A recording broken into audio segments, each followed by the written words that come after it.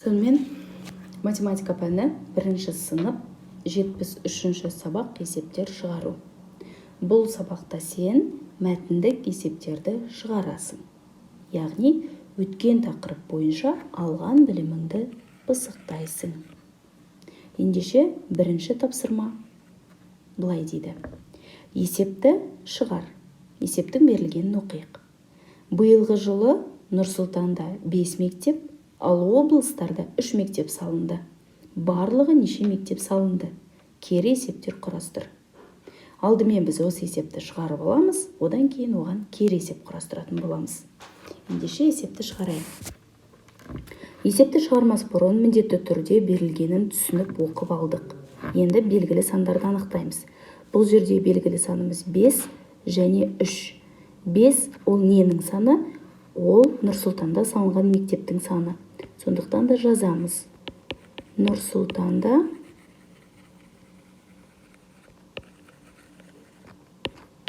5 мектеп салынды. 3 ненің саны? 3 ол облыстарда салынған мектептің саны. Жазамыз. Облыстарда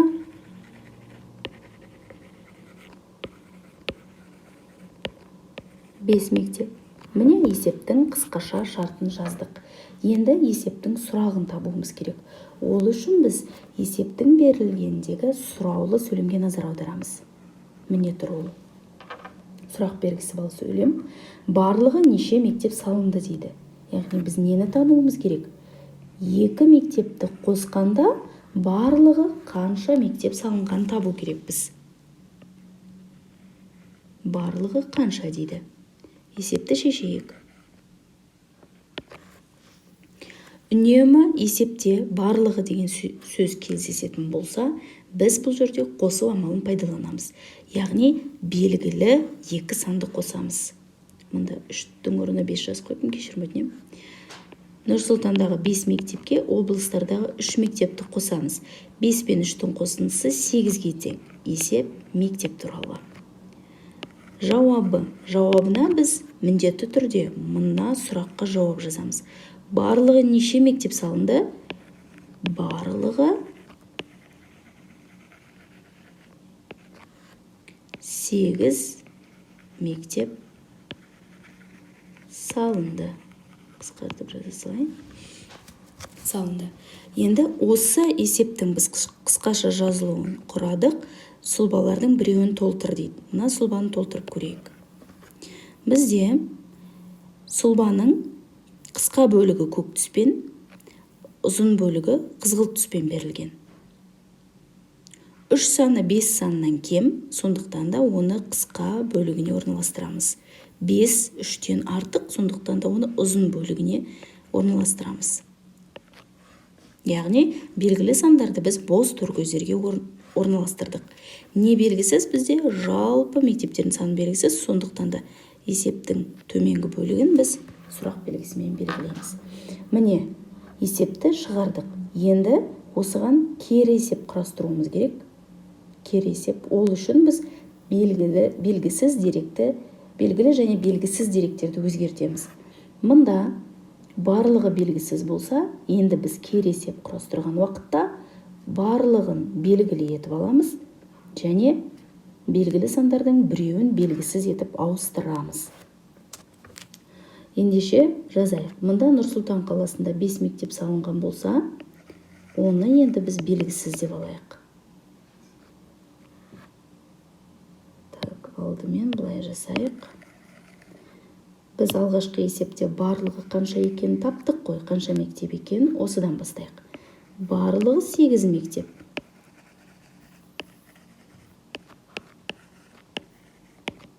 Оның ішінде осы 8 мектептің 5-еуі Нұр-Сұлтанда салынған.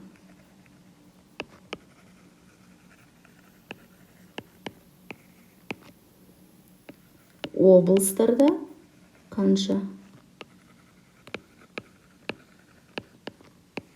Міне. Көрдік пе? Біз мұнда белгілі және белгісіз деректерді ауыстырып жібердік.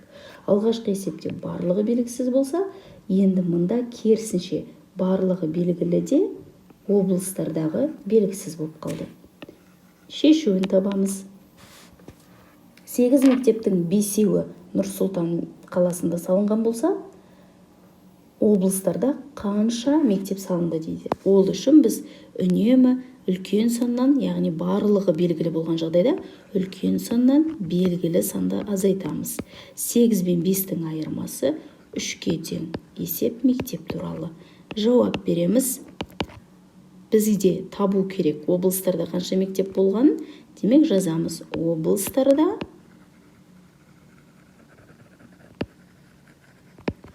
3 мектеп салынды. Міне. Үшінші кері есепте дәл солай. Енді біз Нұр-Сұлтан қаласындағы мектептердің санын белгісіз қылып аламыз. Дәл жаңағындай барлығы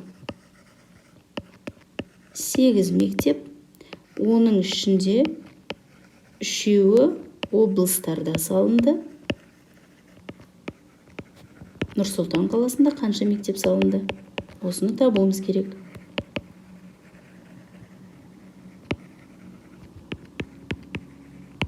Дәл жаңағындай тәсілмен шешеміз.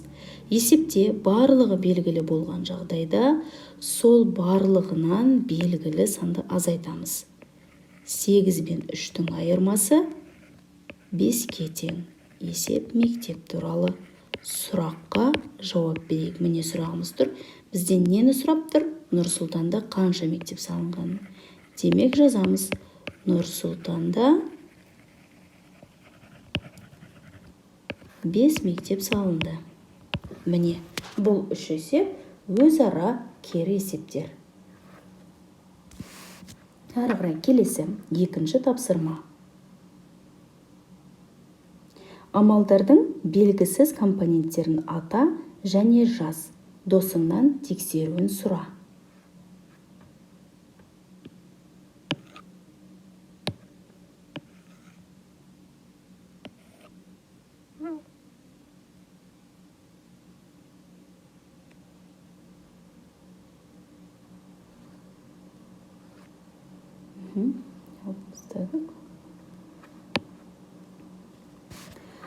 Мұнда біріншісінде 6-ға қандай санды қосатын болсақ, мәні 9-ға тең болады.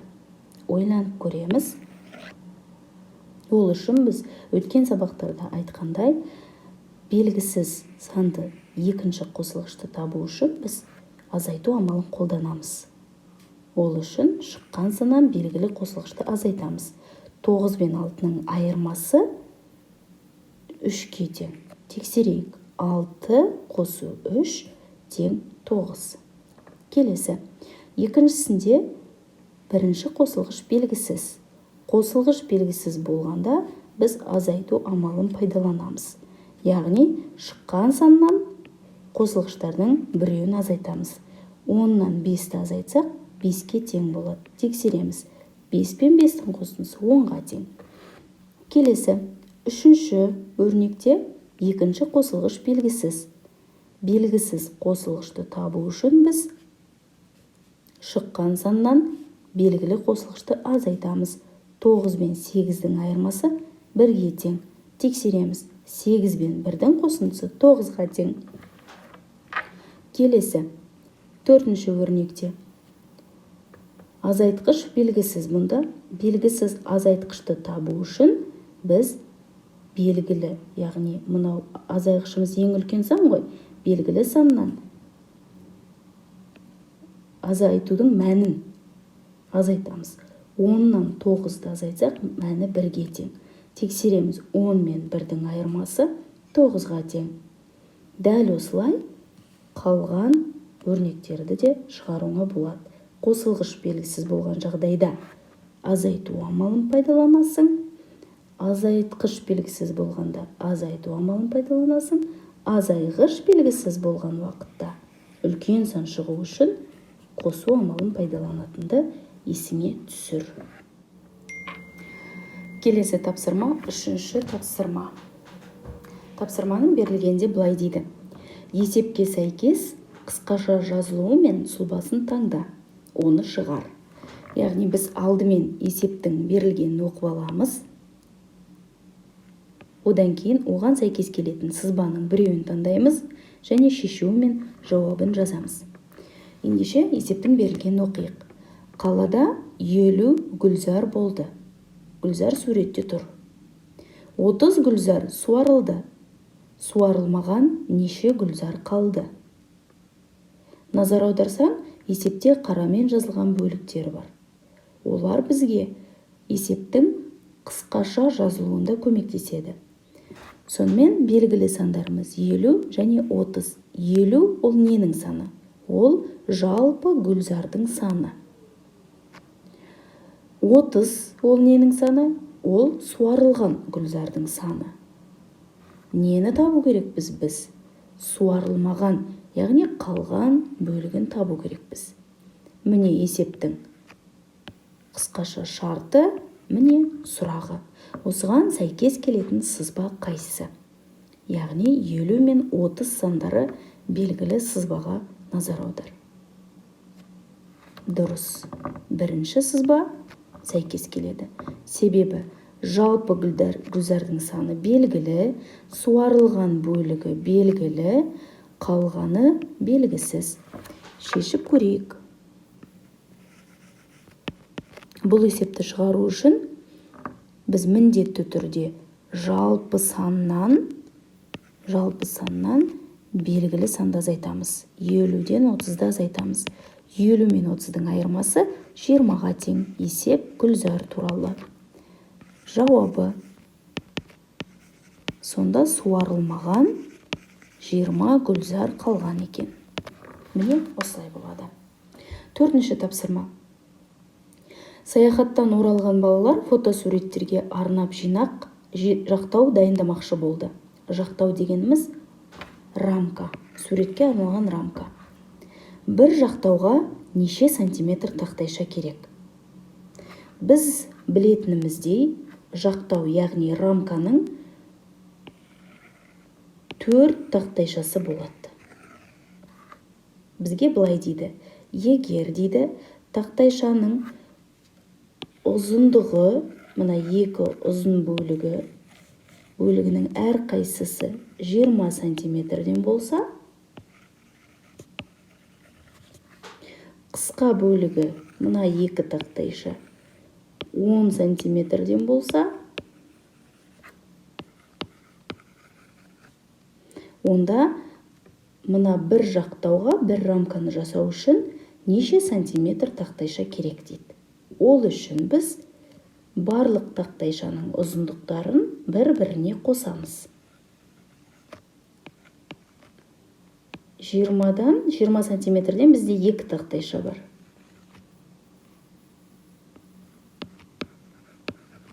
40 сантиметр, 10 сантиметрлік тақтайшадан да 2 бар. 10 мен 10-ның қосындысы 20 сантиметр. Енді ұзын тақтайша мен қысқа тақтайшаның ұзындықтарын қосайық. 40 пен 20-ның қосындысы 60 сантиметрге тең. Яғни барлығы сонда бір рамканы жасау үшін 60 сантиметр тақтайша қажет. Келесі тапсырма. Бесінші тапсырма ойлауды қажет етеді, сондықтан мұқият тыңдай ғой. Үйшіктерде жасыл шаршы, қызыл дөңгелек және сары үшбұрыш тұрады. Міне, үйшіктерді көріп тұрсың. Енді сұрақты оқимын. Сары үшбұрыш пен қызыл дөңгелек үлкен терезесі бар үйшіктерде.